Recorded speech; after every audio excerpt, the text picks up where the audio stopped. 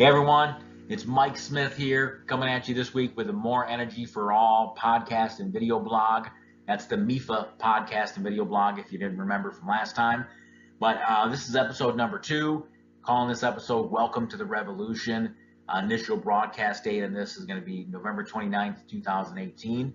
I know there's lots of things you could be doing right now, and I appreciate you taking some time to listen in on the blog. And I'm going to do my best to give you some great information and not waste your time today. So thank you so much for checking out the blog here today. So what we're going to get into in this episode, you're going to learn a little bit more about me, Mike Smith, home energy consultant out here in Washington, and work Washington, Oregon, and California, and help folks out there be more comfortable, conserve energy, save money, and then even harness the power of the sun for profit with photovoltaic solar systems and things like that. I'm going to give you a heads up on kind of what inspired me to start this podcast. And get into is there an energy crisis in the United States, give you some information, let you decide for yourself. Go into what's happening in energy right now is a lot like what happened with recycling back in the 1970s. Another question that I like for this week's podcast and video blog is, could we ever be required to be more energy efficient at home? I think the answer is going to surprise you. It surprises lots of people, and I'll give you information about that, and then we'll wrap up and then figure out when we're going to get together again here. So not going to waste your time, as I said, so we won't spend lots of time with chatter. Just going to kind of dive right in.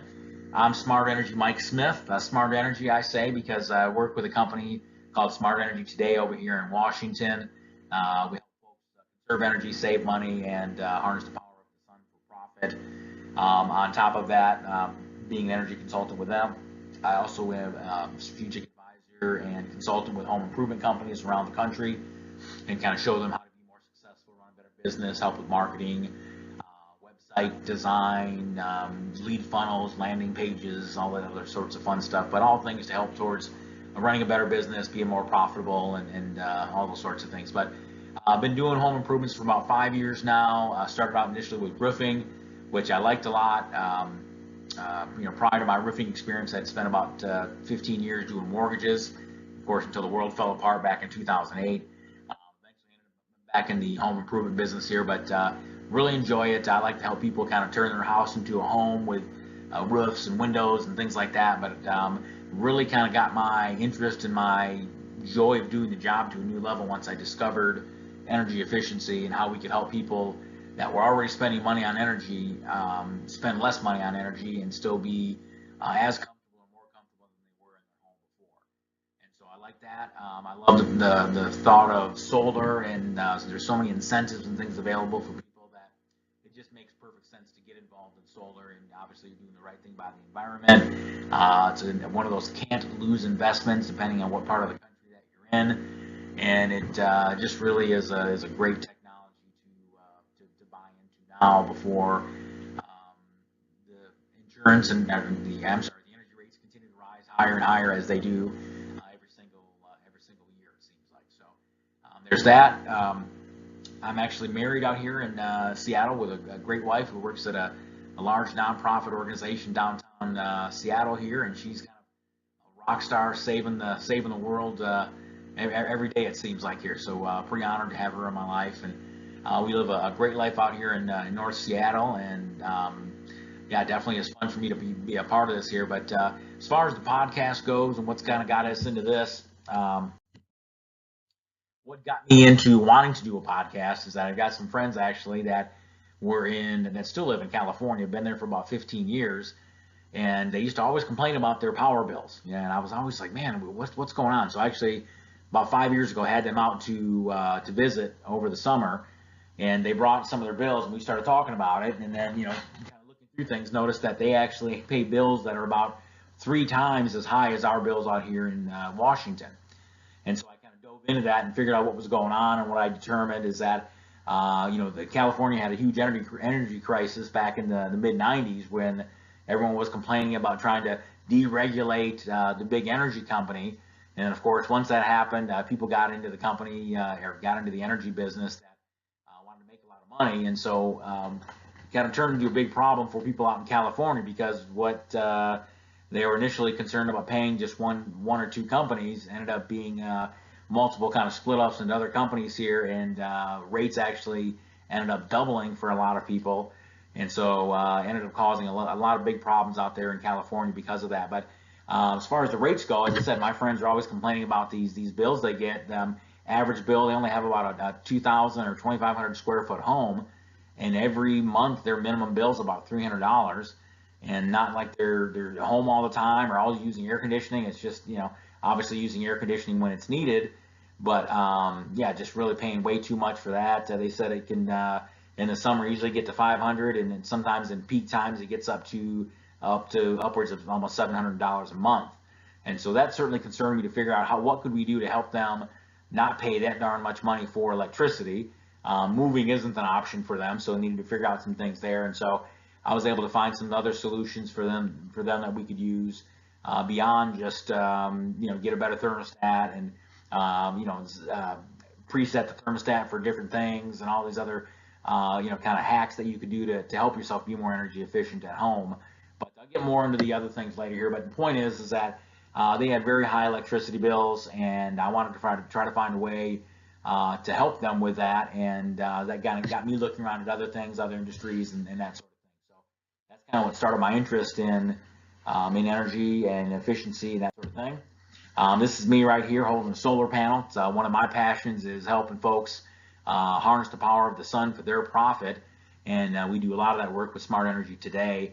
And one of the favorite things we love to do is to show folks how to first conserve all the energy that we can inside your home, but then also how to harness the power of the sun for profit and take advantage of all those incentives and tax credits and things like that are out there right now. So that's something I live with every single day, and whoever I can speak to, I love to chat about trying to help them go solar and make that become a part of their lives as well. So my customers who have solar absolutely love it, and are so proud that they've got it done there. So that's exciting. One of the things also that kind of has driven me to get into this sort of a thing with do this podcast here is that I'm not a political guy, but politics has a lot to do with our energy and our clean energy and incentives and renewables and that sort of thing like that. And there's one particular thing that happened out here in Washington recently. We just had the 2018 midterm elections, and everyone has a whole new interest in making sure that they vote and pay attention, since everything that happened back in 2016 and the presidential elections and all the fallout that we're still kind of feeling with that. So I was one of those people that was very educated when it came to this time around. I'm going to make sure that I know all the facts and details and that sort of thing. And so one of the things that they had out here was an initiative called I-1631, and basically was a clean energy initiative here. And it's so crazy because I didn't really understand, like when you hear both sides of the commercials, it sounds like you literally have no way to understand it, no way to it's just confusing. It's just confusing to figure out which way you're supposed to vote on these things. And I wanted to give you some examples here. So this is for the I-1631 bill out here in Washington. The bill ultimately did not pass in November here when we had to vote on it here. But some of the things that you look at here, some of the positives for this plan for the people that wanted it to work was it was going to create 40,000 new energy jobs in Washington State. That sounds like a great plan, right? I mean, that's good. It would invest $1 billion per year in clean air, water, energy, and communities. That's all good stuff too. And so also was going to be some sort of an advisory board that was not filled with big energy executives, and be more like a kind of a community-run sort of a board. And I thought that was kind of interesting too. So to me, I initially thought it was a great thing. And then of course you see the other side of it here. It has to do with everyone that's voting against it. And so one of the things that kind of got my attention is that when I was initially looking into it, Washington's leading newspapers agreed to vote no on 1631. So all the big newspapers are saying no to voting on this thing here. And so what I did is I actually wanted to bring out a few of the negative ads here to kind of show you what some of the things that they're saying. So I told you already, some of the positives that they have are the it's going to create a bunch of jobs, give an awareness to smart energy solutions and that sort of thing. And so I thought that was all great. But you look at some of the negatives here, so learn how Initiative 1630 would increase your energy costs. So that's one pamphlet that was coming around during politics there, during the election times. And just some of the highlights of this thing here. Talks about $2.3 billion energy tax would increase every year with no cap. Then it goes through and talks about I-1631 would lead to higher prices for gasoline. It would exempt 8 of the 12 largest polluters in the state from paying any taxes, and the rest of us would have to pay for that. No real accountability or oversight with the group that they plan on putting together. If the initiative did go through, they're basically calling it out and saying it's not real accountability for the oversight, and the money's going to kind of be spent at however they want it to be spent. So, of course, the part that's going against the bill is a concern here. Another one of the brochures I look at, I-1631 would hurt working families. Once again, I thought it was a great thing. We're creating 40,000 new jobs. That seems like it would be a good thing. It's hurting families. And then it would, what's it say here? It would cost the average Washington family about $440 more per year to start and increase every year. It's a regressive tax that would especially hurt families who can least afford to pay more. And then also 1631 gives billions to an unelected board with no spending plan, no accountability to voters. I think I mentioned that already. And then 1631 would cost $30 billion over 15 years while leaving 93% of our state's greenhouse gases untouched. So that lets you know right there that the bill that they're going for, at least based on this, they're telling you that even if they did pass it, it's going to cost a bunch of money and not be effective on getting any of the greenhouse gases reduced at all, which is kind of crazy there. So for me, I started really diving in and figuring out, okay, when you get two sides that are against each other like that, you need to start looking at who is actually paying for the message.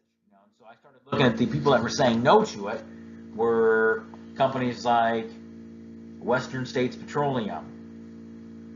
Top 5 contributors were BP America, Phillips 66, Endeavor, American Fuel and Petrochemical Manufacturers, and then Valero Energy Corporation. So those are all big energy companies. So they're big gasoline companies there. So petroleum companies. So they are against this bill, and the reason they're this initiative rather, because what's going to happen is that gas prices are going to go up, and they know that if gas prices are going to go up, people are going to find different things to do. People are going to start taking the bus more. People are going to stop driving their cars so much, stop filling up the fuel so much, and so they have a huge vested interest in getting this initiative shot down so it doesn't apply in the marketplace anymore. And so when we had the election here in the midterms, they did prevail, and the message was not put through, or the initiative was not put through. But I certainly was rooting for it, and I think there's lots to know about it here. But I wanted to give you kind of just a quick overview on the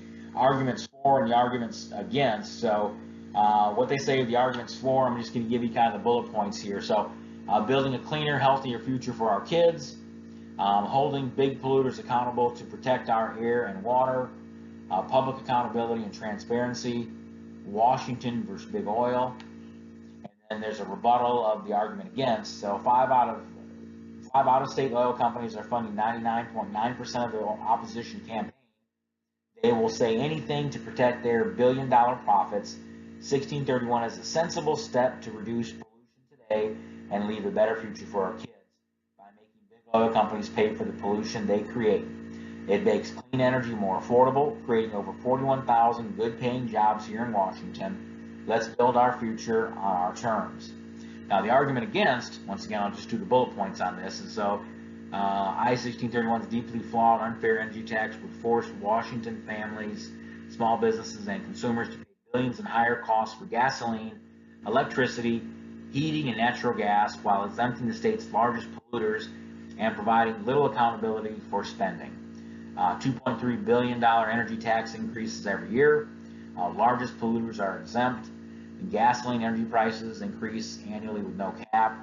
And then they also go into the lack of accountability and no guarantee there. So now the rebuttal of argument 4, I-1631's deeply flawed approach to climate policy exempts Washington's largest polluters, imposes a permanently escalating tax on Washington families, and disproportionately burdens those who can least afford it. I-1631 has no clear guidelines for how its unelected board of political appointees would spend billions of taxpayer dollars, and no real accountability or likelihood of significantly reducing greenhouse gas. So that's all coming from the voters pamphlet here in the state of Washington. There, that's where I got that. But to me, when you hear an argument like that, it is obviously, a lot of people are very confused about that, and I was able to educate myself this year and figure, okay, you really got to look back at the money and figure out who's paying for the bill. So of course, the reason the petroleum companies want to pay for that initiative to not go through, as I said, there are very few people aren't going to buy gasoline anymore there. So it sounds like it might have been an expensive tax for us as consumers out here in Washington, but I definitely like the thought of extra job creation and things like that, and more exposure in a positive light for renewable energy sources and things like that. So anyway, so that's that from there. Once again, I'm not a political guy at all, but that's something that's also kind of inspired me to figure out and want to learn more about energy and how we can cut out the red tape and still all work towards the same things is really kind of what I want to get into as well. So, next slide here. One of my heroes there, Elon Musk, is of course the guy that started Tesla and is very forward-thinking on energy and space and things like this. But he did a conference several years ago and basically talked about, I'll just put the quote here that's up, it's a very small amount of area that's actually needed to generate the electricity we need to power civilization, or in this case of the U.S., a little corner of Nevada or Utah would power the United States.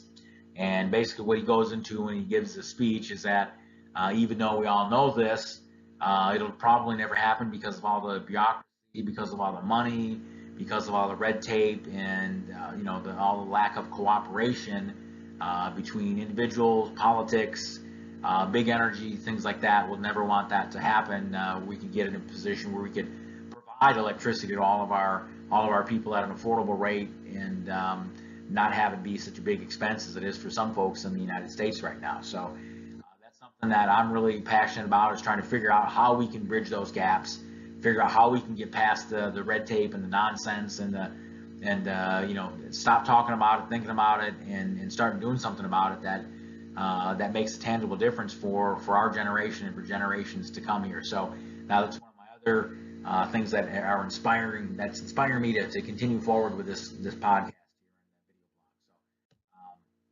And then also we get into the incentives here, so right now with photovoltaic solar systems that are still very popular out here in the United States, depending on where you live, of course, in the politics that are handling your renewable energies and that sort of thing. But reason that solar has been so popular out here in Washington is because, number one, there's a federal tax credit of 30% that goes on through December 31st of 2019, and that actually is going to be going away gradually year after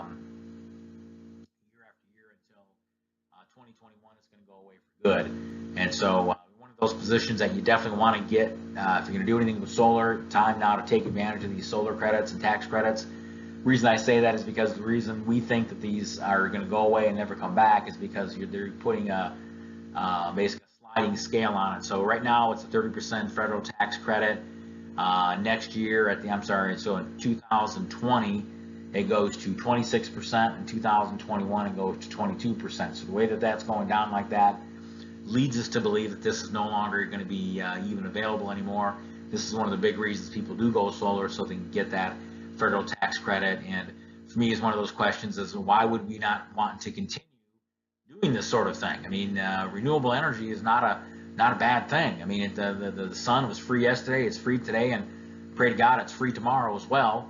And I think it just makes too much sense to not get involved in solar if you can find a way to make that happen here. So that's one thing that also inspires me too, is these tax credits. Why are they going away?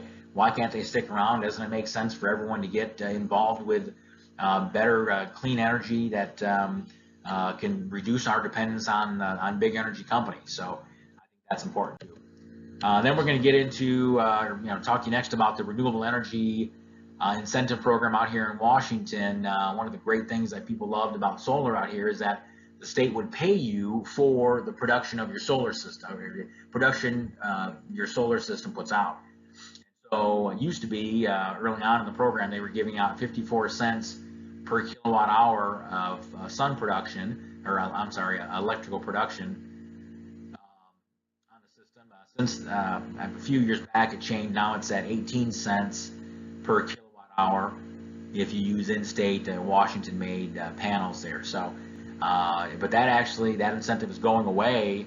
Basically, I got my little note here. This is from what was it? I think it was on my phone. I actually did a screenshot on my phone from a website there, energy.wsu.edu, and they go through the incentives here for residential scale and commercial scale projects for solar, and they let you know that you have to have your final electrical inspection done no later than January 31st, 2019. Now, they initially started this program up several years ago with about $110 million in this program, and it's been so popular that on, but I've not heard anything new about these funds coming back at all. So right now you've got a huge line of people that are trying to get in line for these incentives, because the incentives are going to result in, if you get approved for them, 18 cents per kilowatt hour of your solar energy production for the next. So they give you a check every year for the next 8 years, and so it can be a pretty significant amount of money that you can put back towards your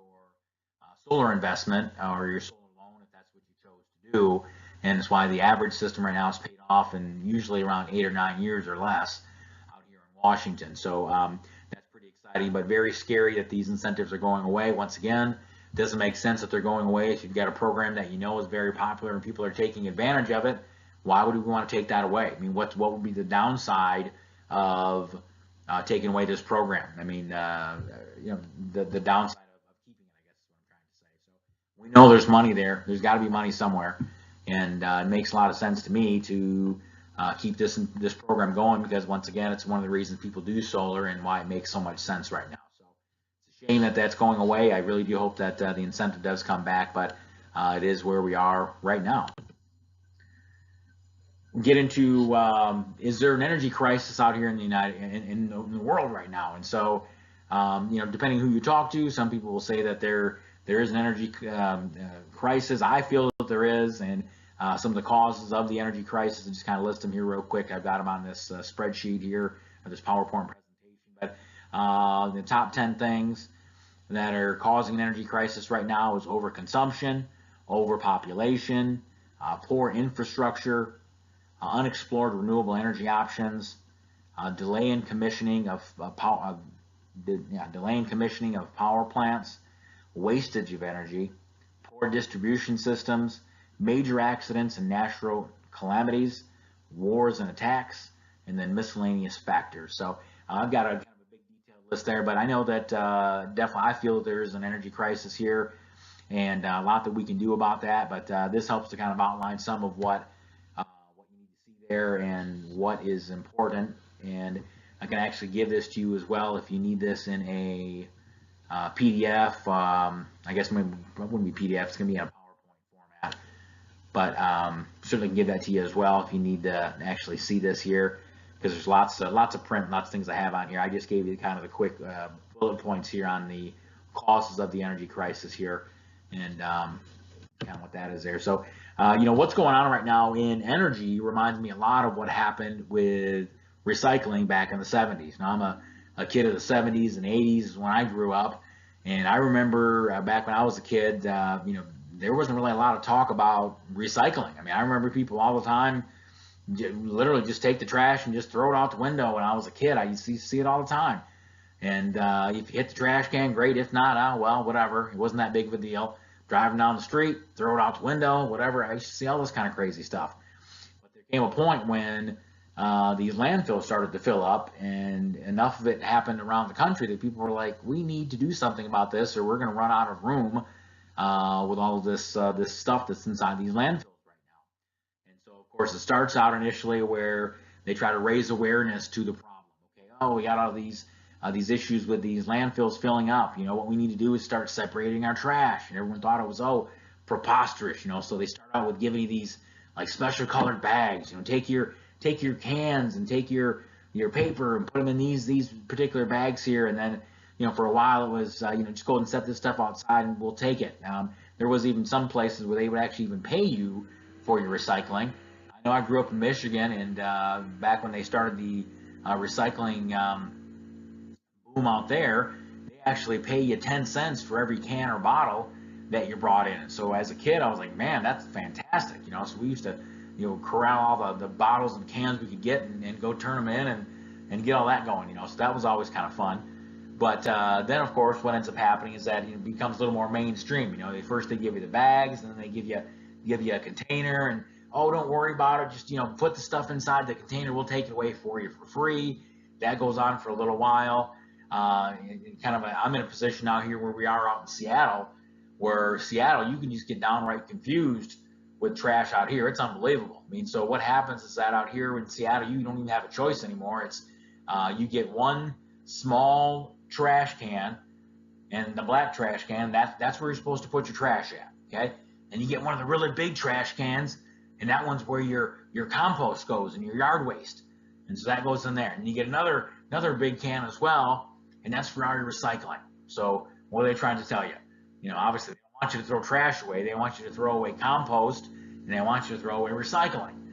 And so, of course, you pay for all of that now, and it's very expensive. And as I said, as far as I know, Seattle is one of the only places in the country you can go to get actually confused, going out to eat and trying to put away your trash when you're done. It's just like what goes where, So there's a lot of that. But a lot of what's happening in energy right now is going to be those same sorts of things, and I'll expand on some of that here next. Some of the mandatory recycling out here in Seattle, as I mentioned. So there's that going on. Question of the podcast and video blog here: could we ever be required to be more energy efficient at home? And the answer is absolutely, positively, yes, we can. And believe it or not, it's already happening right now in California. And let me tell you what I'm talking about here.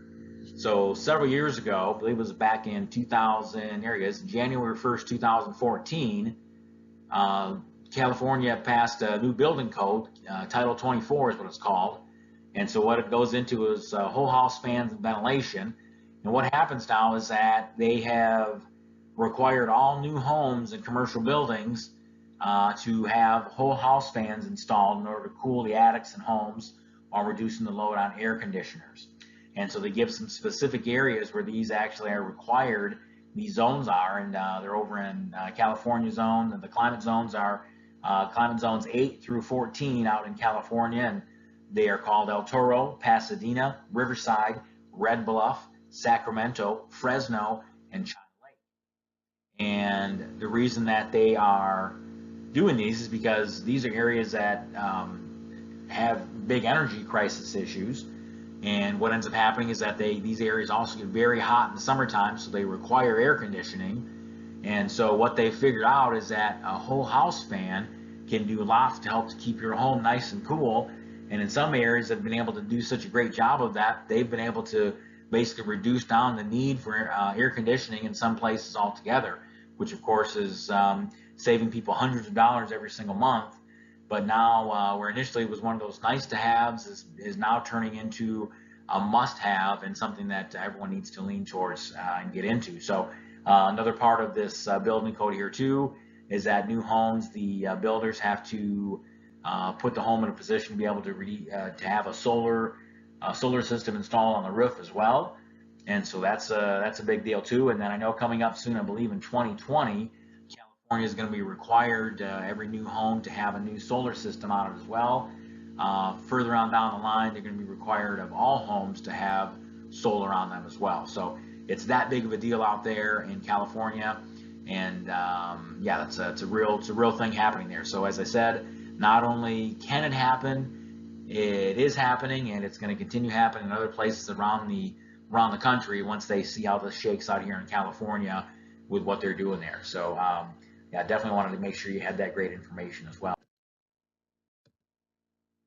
So that's, as far as this week goes, that's kind of the quick overview that I've got for you. I'll be coming at you again next week with some new information here. We're going to keep building on what I gave you this week and give you some more. But one of the things I'd like to wrap up with is With innovation and cooperation, there's more energy for all. Thank you very much for checking in this week. I appreciate your time. And I'm Smart Energy Mike Smith signing off. If you got to check me out with an email, you can at mefapodcast@gmail.com. You can even go online and check me out on my website at www.smartenergymikesmith.com. Thanks so much for checking in. Have a great week. We'll talk to you again. Thank you.